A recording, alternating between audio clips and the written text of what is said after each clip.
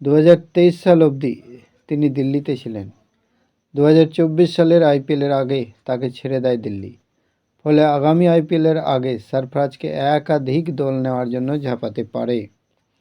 মুম্বাইয়ের ছেলে সরফরাজ খানের মতো মারকুটে ব্যাটসম্যান যে কোনো আইপিএল টিমের ব্যাটিং লাইন আপ শক্তিশালী করবে। ফলে তার পুরনো টিম আরসিবি থেকে শুরু করে কয়েকটা মরশুম ধরে টপ অর্ডার। আলাইকুম। হিরে চিনেছেন জহুরি, গৌতম গম্ভীর, কেকেআরে আসছেন সরফরাজ খান। রাজকোটে ড্রিম ডেবিউ হয়েছে সরফরাজ খানের। দীর্ঘ প্রতীক্ষার পর মুম্বাইয়ের ছেলের জন্য খুলেছে জাতীয় দলের দরজা।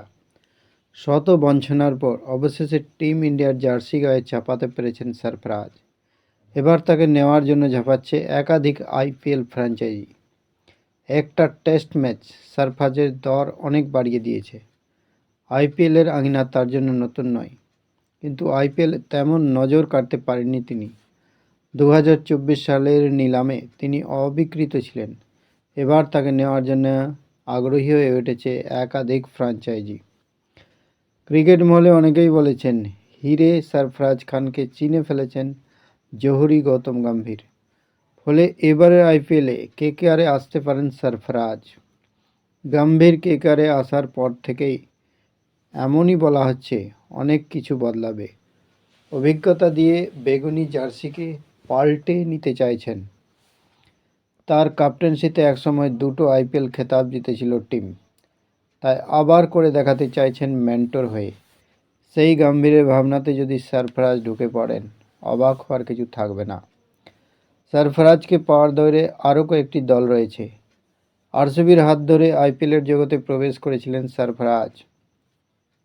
শোনা যাচ্ছে বেঙ্গালুরু ভিত্তিক ওই ফ্র্যাঞ্চাইজিতে নিতে চাইছে সরফরাজকে। দৌড়ে রয়েছে 5 বারের আইপিএল খেতাব জয়ী চেন্নাই সুপার কিংসও। 2014 সালে অনূর্ধ্ব-19 বিশ্বকাপে ভালো পারফর্ম করার পর রয়্যাল চ্যালেঞ্জার্স ব্যাঙ্গালোরে 17 বছর বয়সী সরফরাজকে কিনেছিল। চেন্নাই সুপার কিংসের বিরুদ্ধে সবচেয়ে কম বয়সী ক্রিকেটার হিসেবে সরফরাজ আইপিএলে খেলেছিলেন। এবিডি, বিরাট, গেলরা সেই সময় আরসিবি কাঁপাচ্ছিলেন, ফলে অত সুযোগ পাননি সরফরাজ। 2019 সালের আইপিএলের আগে সরফরাজকে রিলিজ করে দেয় আরসিবি। সেই সময় পাঞ্জাব কিংস তাকে কেনে। 2021 অবধি প্রীতির দলে ছিলেন। 2022 সালের আইপিএলের নিলামে দিল্লি ক্যাপিটালস কিনেছিল সরফরাজকে। নেওয়ার জন্য ঝাঁপাতে পারে। মুম্বাইয়ের ছেলে সরফরাজ খানের মতো মারকুটে ব্যাটসম্যান যে কোনো আইপিএল টিমের ব্যাটিং লাইন আপ শক্তিশালী করবে।